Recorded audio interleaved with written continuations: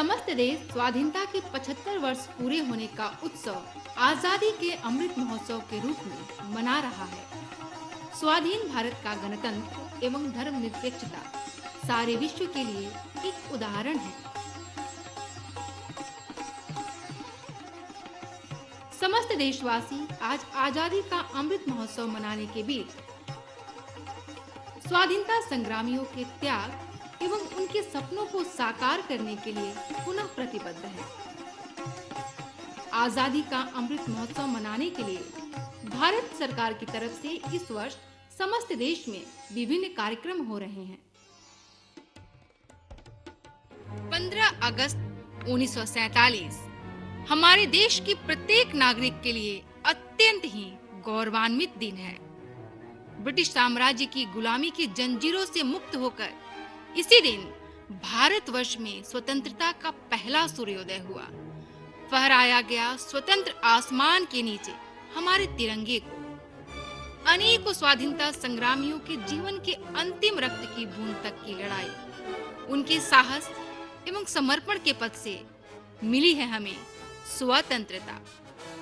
हम अंतःकरण से स्मरण करते हैं महात्मा गांधी, नेताजी सुभाष चंद्र बोस, शहीद भगत सिंह, सरदार वल्लभ भाई पटेल प्रमुख देशप्रिय संग्रामियों को, जिनके त्याग एवं संघर्ष से देश को मिली आजादी।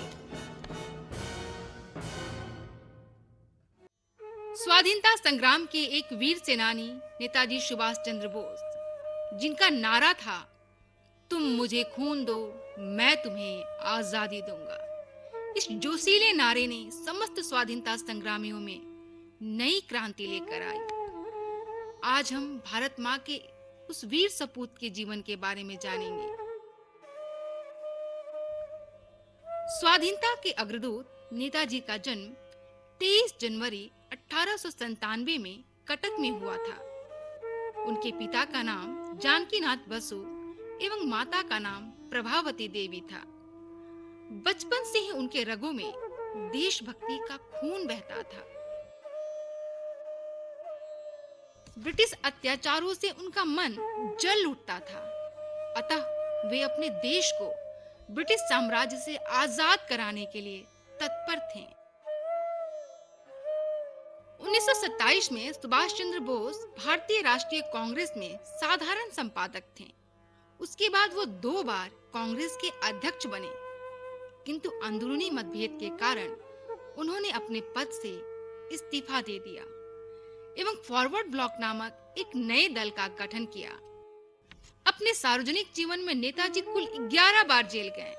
उनकी बढ़ती लोकप्रियता से घबराकर अंग्रेजों ने 1941 में सुभाष चंद्र बोस को उनके ही घर में नजरबंद कर दिया।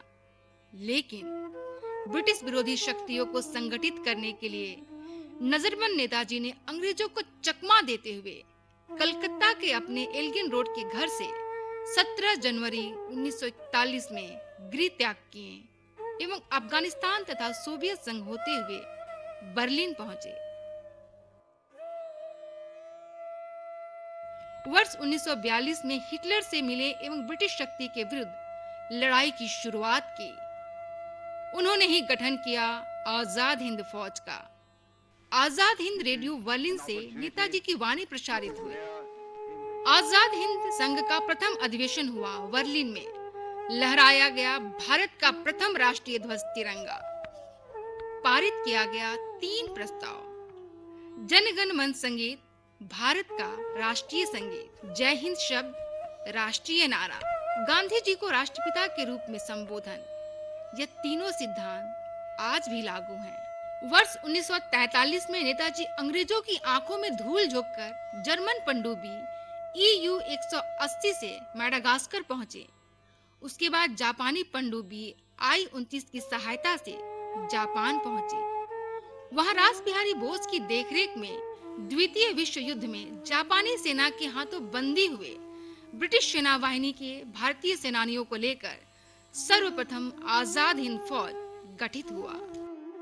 वर्ष 1943 में सिंगापुर में वीर स्वाधीनता संग्रामी क्रांतिकारी रासबिहारी बोस के साथ नेताजी मुलाकात किए एवं संपूर्ण संग्राम के माध्यम से भारत को स्वाधीनता दिलाने का अभियान शुरू हुआ। 1943 साल का 21 अक्टूबर गठन हुआ आजाद हिंद वाहिनी का स्वयं का सेना वाहिनी एवं आजाद हिंद सरकार।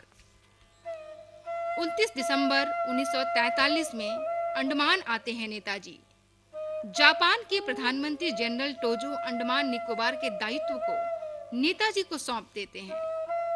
नेताजी नामकरण करते हैं अंडमान का शहीद द्वीप एवं निकोबार का स्वराज द्वीप।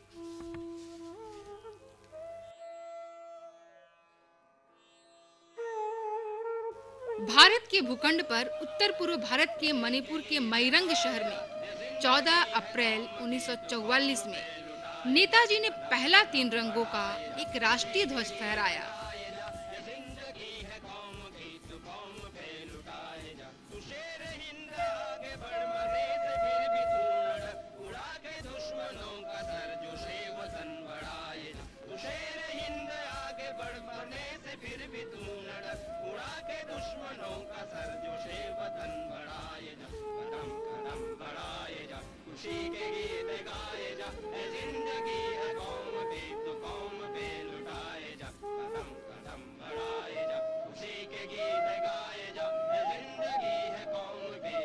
अचानक परिस्थिति बदल गई। अमेरिका के परमाणु बम विस्फोट से जापान पूरी तरह ध्वस्त हो गया। सारी पृथ्वी में पूरी तरह अस्थिरता फैल गई।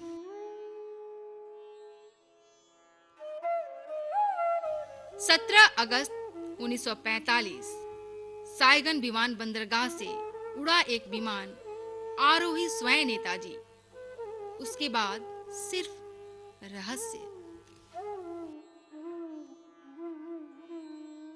स्वाधीनता प्राप्त करना ही काफी नहीं है, बल्कि 200 वर्षों तक की गुलामी से भारत माता को आजाद कराने के लिए स्वतंत्रता सेनानियों के योगदान को भूलने से नहीं होगा। स्वाधीन भारतवर्ष एवं देशवासियों की उन्नति के लिए जो सपनों का बीज बोकर गए स्वतंत्रता संग्रामी, उन सपनों को नए तरीके से पथ दिखाने का समय अभी है।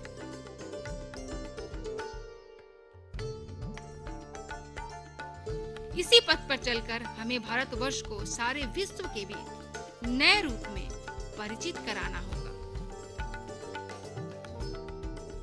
उत्तर से दक्षिण, पूरब से पश्चिम, हाथ से हाथ मिलाकर आजादी का अमृत महोत्सव के पथ पर अमल करना होगा। तभी भारतवर्ष उन्नति के शिखर पर पहुंचेगा एवं आत्मनिर्भर भारत बनाने का सपना साकार होगा।